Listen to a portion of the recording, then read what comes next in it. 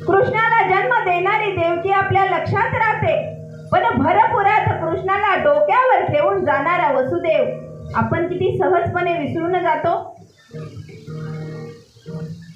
राम वनवासाला जाताना रडणारी कौशल्य आपल्या लक्षात राहते, पण राम राम म्हणून तरफडून मरणारा दशरथ राजा आपल्या स्मरणातही येत नाही.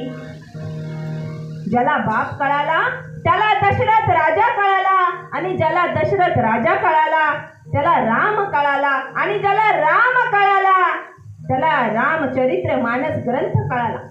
राजा दशरथही एक बाप होता. राजा दशरथ म्हणतात, माझा राम हिरा आहे, हिरा. तो कुठेही गेला ना तरी चमकणारच, याच्यात तीळ मात्र शंका नाही. पण आज माझ्या रामाच्या वियोगामध्ये मरावं लागतंय, याचं वाईट वाटतंय.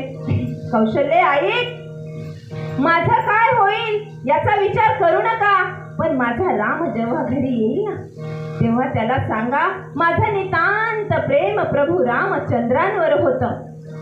भरताला बोलवा, त्याचा राज तिलक करा, तोपर्यंत मी राहू शकत नाही.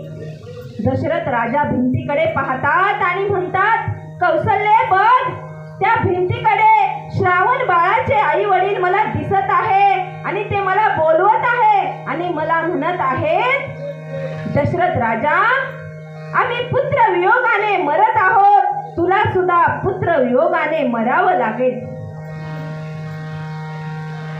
दशरथ राजा जमीन येऊन खाली कोसळून पडले.